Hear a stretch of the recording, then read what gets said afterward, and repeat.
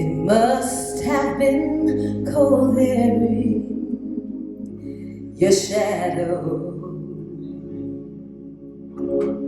I played saxophone, clarinet, oboe, and bassoon growing up as a kid because my father thought that we should have a busy schedule, and he used to say idle time is a devil's workshop. Oh, yeah. So weekends we had music lessons and chores around the house and cutting the grass and things like that.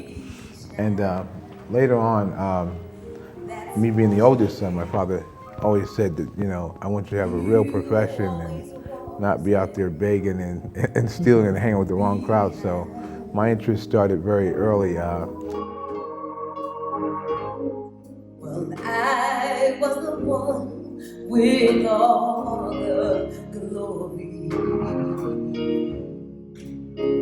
Yeah. While you were the one with all my brother and my sister, Lydia, they were really well known at 14th Avenue School because everybody knew who my parents were. They knew we were ministers' children.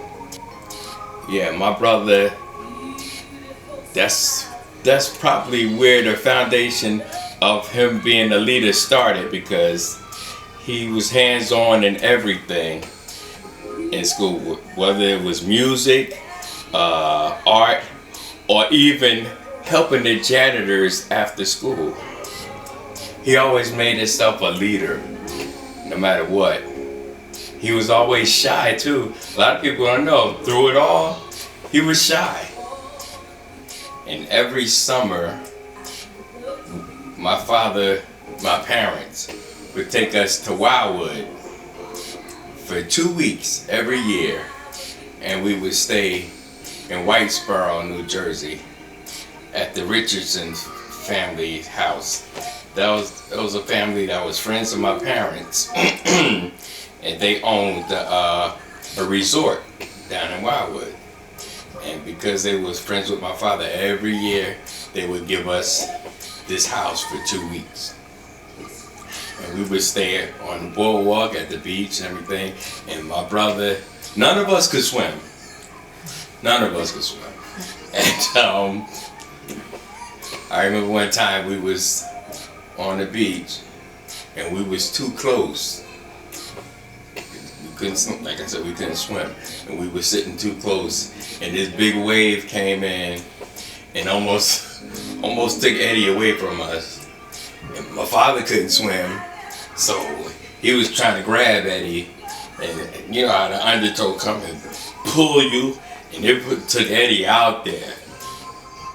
One of the lifeguards went and saved him. My brother's senior year, he ran for president of the student council. And I was a freshman, but before he ran for president, for some reason he came to me and was talking to me about it. What do you think if I was to run for president of the student council? So I was just like, you think you could win? Because I knew my brother was kind of shy back then, and I knew other people that was running. But to my surprise, he won. In the fall of 1975, my brother went to Glassboro State. There, he became most popular, and he got his first taste of working on a radio station. They had a talk radio. That talk radio job is what got him out of his shyness. I think that's what made him who he was today. Once he got through that, he would never shut up. Funny story, he came home from college and he told my father that, Dad, I'm a man now. And you know, black preacher fathers, you can't tell them anything. And my brother stood up to my father and told him, Daddy, I'm a man. I'm a grown man. And I have my own thoughts and ideas. And I'm gonna do things my way. And my dad said, you're gonna do things your way. My father said, well, whose house are we in? while you a man and doing things your way, whose house are we in? And my brother said, yeah, it's your house, but I'm a man, and said some slick stuff to my father. And I guess maybe 3 seconds later, I saw my brother laying on the floor in the corner. And me and Googie was cracking up. He was cracking up. And Googie, you know Googie always a jokester. Googie is like, Eddie, you the man. You on the floor, but you the man. And that was just one of the funny things that happened. And after that, he figured out he was a man, but he wasn't that man. So my father said, if you the man, you get your own place, and you could be the man that you want to be. And I think from there on, my brother just took off like a rocket. And he went up and never looked back.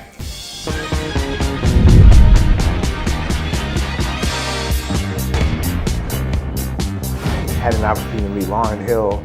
I was a guy that wore many hats, so while I was doing that, I was taking classes in massage therapy. So when Lauryn Hill was doing the Miseducation of Lauryn Hill, I had a day spa in Manhattan, and on weekends I would go there and do massages. And Lauren was at a studio called Chung King. Her dad called my place, and I went and worked on her. She convinced me to go into the music business and start a management company. Wow. So in 1999, I took a leave of absence from University of Medicine Dentistry, met Vincent Herbert, the guy who's married to Tamar Braxton and his Lady Gaga under his umbrella. We met through his brother Chris Herbert, and I was on the subway in New York, and I met a 16-year-old girl named Carly Blair Pariah at a 7-octave range, heard her sing, and of course growing up in a church with music and family and singers, I had an ear for talent. So I met this girl and her parents, introduced her to Vincent Herbert. Babyface and Andre Harrell had started a label called New America Interscope, and Andre Harrell had just moved to New York in an apartment there, and Vincent heard the little girl, and we went over, had her sing. 3 weeks later, I was living on Sunset Boulevard in LA. It was my first artist signed to Babyface's label. This is dedicated to my brother James Womack. His phrase, life is what you make it, is actually what he did. He made his life make it. Make it for a lot of people. Gave back, helped careers in a loving, respectful manner. All celebrations for you forever, my brother. God bless you, love you. Peace. Take care.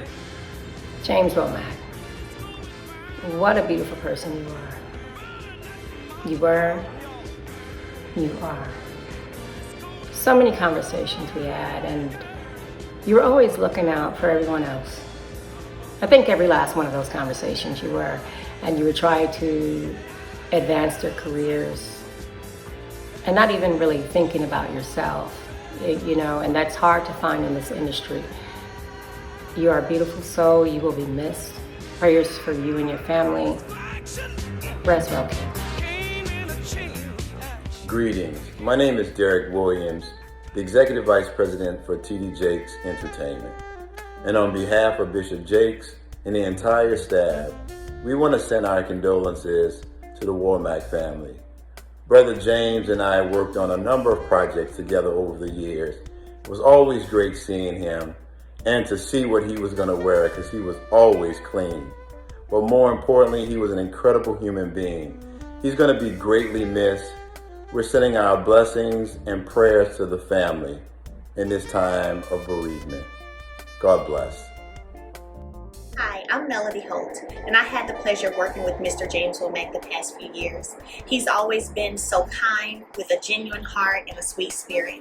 I'm thankful for the many, many conversations we've had where he encouraged me and poured positivity into my life. He was present during a very difficult time of my life, and he made sure to secure deals for me to make sure that I could take care of me and my pockets. James, we love you. We miss you already. You will forever live in our hearts, and until we meet again. Father, you had a wise man to pen these words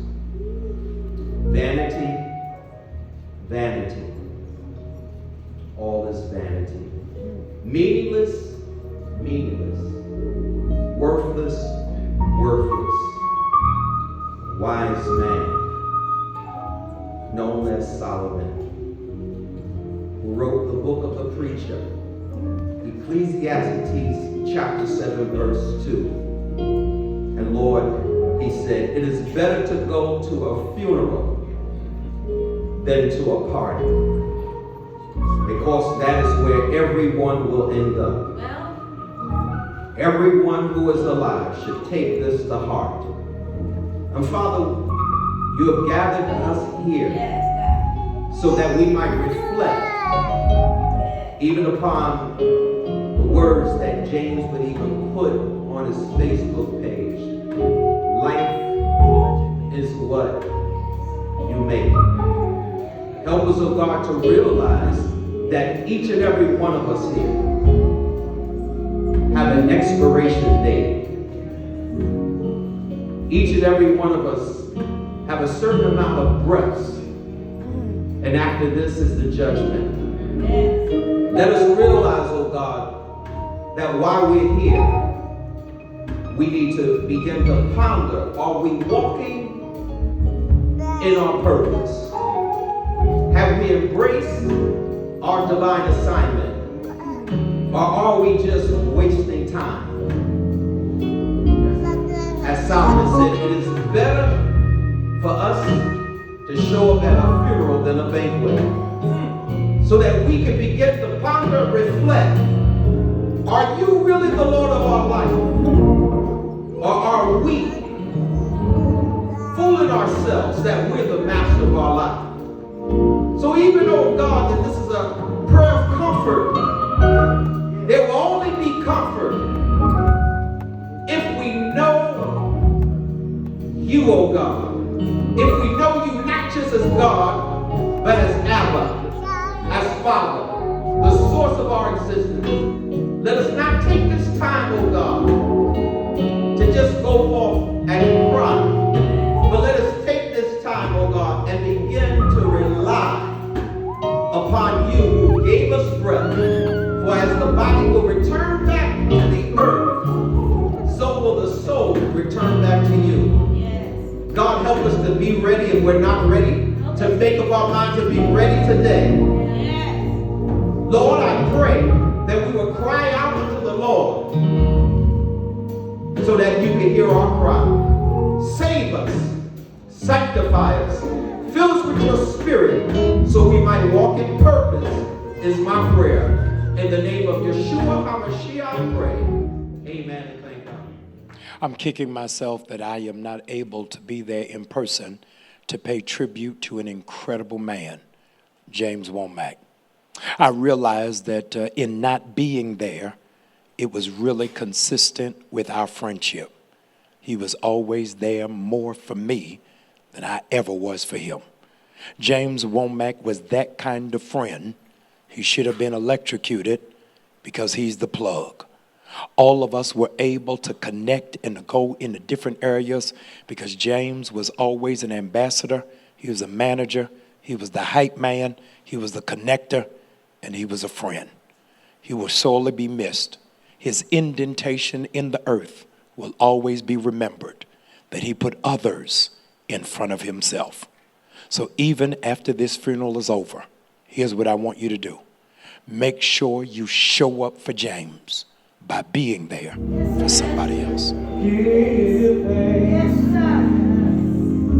to the Holy One. Give thanks because he's given Jesus Christ,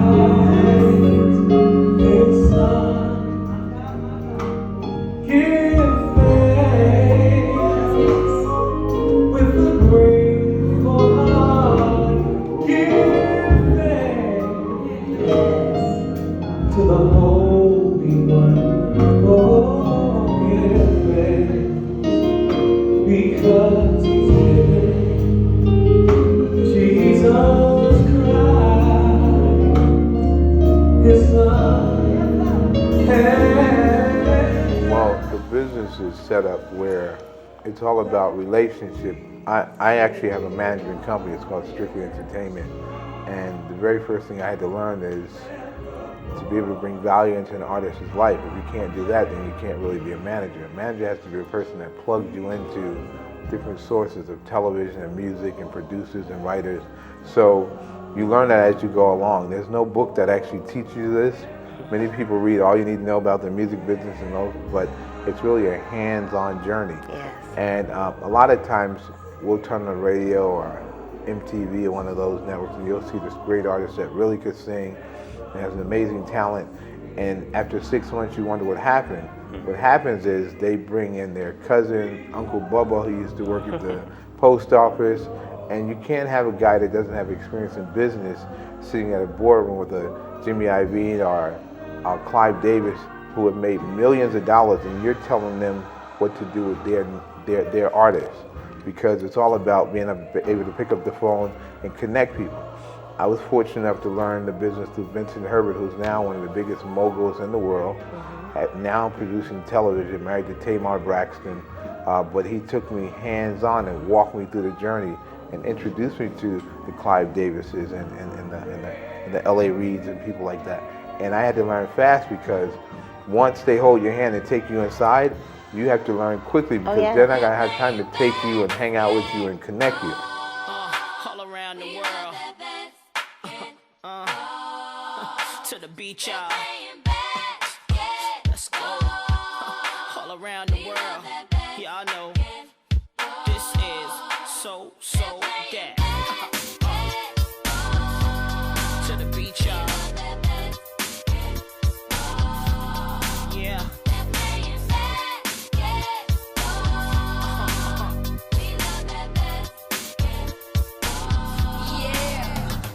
Now basketball is my favorite sport. I like the way they dribble up and down the court. I keep it so fresh on the microphone. I like no interruption when the game is on. I like slam dunk to take me to the hoop. My favorite play is the alley. Eddie loved having fun. Eddie loved people. Eddie loved making people happy. It was in the 80s. I believe it was like 85. He started selling cars. He had a friend that had a container company, and they would bring Mercedes-Benz from Germany and bring them to New Jersey and New York and sell them. I had my first Mercedes-Benz when I was 23 years old. My brother got it for me. I got it was a classic 1972 250 Mercedes-Benz, fully loaded. And I was so happy with that car. And my Uncle Herbie, my cousin Robert Gray, most of my family members, all the males, we all had Mercedes-Benz from my brother. And that was another one of the great things about him. He made sure we all was straight. Yeah, my brother-in-law, very personable, very nice. What I love most about him is that you could put him in the center of anything and he blended well. He was well versed on just about every topic and people loved him. Definitely loved him. He was a great human being. He was sometimes my ear. I would give him, vent. I would vent to him about, people. And that's on that. He was my ear. He was somebody that gave me insight when I didn't always understand, So I definitely appreciate that about him. And he was a great uncle to the girls. He was just, so loving and caring and gentle with his nieces. And I definitely appreciate that about him. What are you girls going to miss most about Uncle Eddie? Other than giving us some money. What about Okay. What else? Taking us out for dinner. For dinner, yeah. Where? Olive Garden. Oh, outpouring, yeah, that was one of your places. Oh, yeah, that was their spot. Where else? Other places? What else you gonna miss about Uncle? Besides money and food. I know. I gotta think about this food And and we money. did the drive with him. Yeah. We went on drives with Uncle. Yeah. If you had one thing to say to Uncle Eddie, what would you say to him? I will miss you. What about you? I love you. I did not even want it. Uncle Eddie did. What? Did not even want it. Uncle Eddie did. No, nobody did. Nobody did. Nobody did, honey.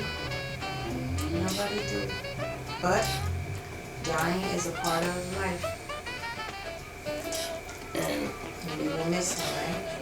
And no matter what, he loved you We will too. always think about him, right? He always showed you. And not just with money. He spent time with you too. He talked with you. I miss him coming out of that basement. Coming out of that basement. Like Grandpa Monster. Yeah. You know, coming up, you know, to talk, mingle a little bit. Yeah. You know, spend time with us and then go on back in the basement. What I'm going to miss most about Eddie is his personality. His ability to meet people, to talk to people, to make friends, to make connections, to bring people together. I think, and for me, I'm in awe of anyone that has that type of ability. And I'm definitely going to miss that. I'm going to also miss having that ear to vent to, you know, when I need to talk about some people. That's what I'm going to miss about my brother. I'm not going to say my brother-in-law. I'm going to miss my brother. And for me, everything, because it was us, me and him, and we spent a lot of time. Whenever he came to Jersey, he made sure we had our time. We talked about everything, and I just never thought, I just never thought that last time I saw him would be the last time. So last night, around a little after 1 in the morning, I couldn't sleep. So I wrote my brother a letter.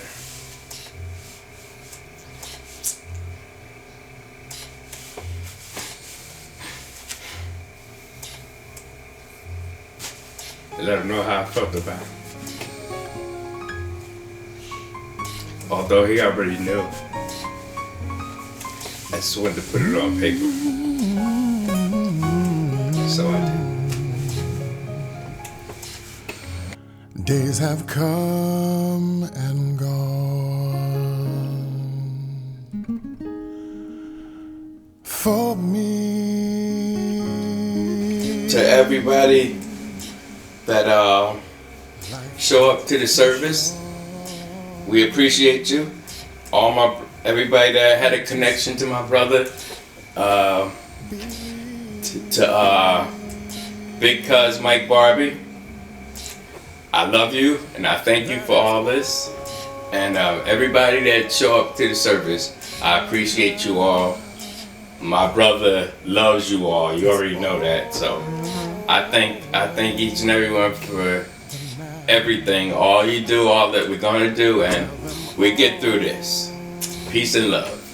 And being a part of his life, each person definitely had an influence on him and made him who he was as a person. So I thank you all for that, and thank you for being a part of his lives and our lives. We love you, Uncle Eddie. My brother. Take me away slowly. And he said, rejoice in the Lord always. And And again I say, rejoice. My subject, if I could choose, it would be, I'm going to praise him past my pain. I said I'm going to praise him past my pain. And I'm sure that we have all learned that repetition is the mother of learning. Since repetition is the mother of learning, it is Paul that he did not just say it once, but he said it twice. He said again, rejoice in the Lord. Again, I say rejoice.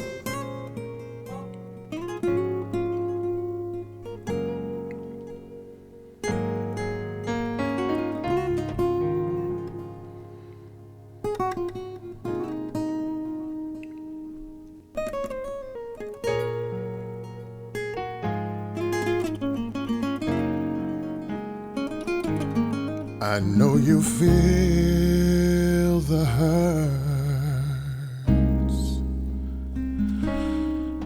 hurts and the pains.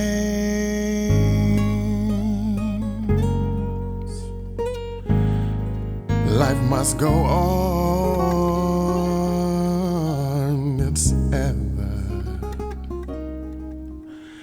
It changes.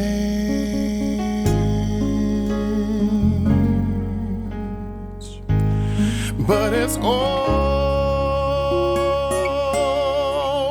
now. It's over now. I hate to leave so good. Goodbye.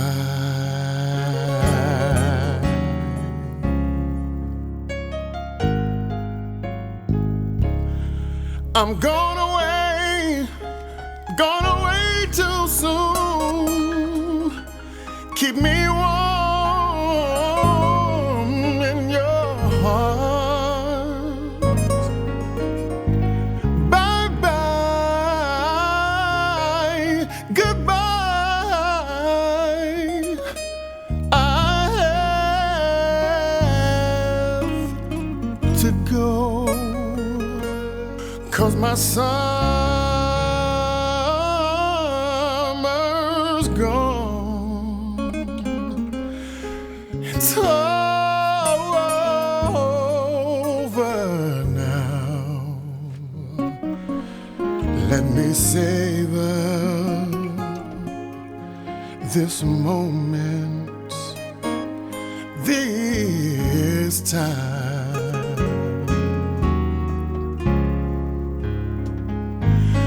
But it's over now. It's over now. I hate to leave, but goodbye.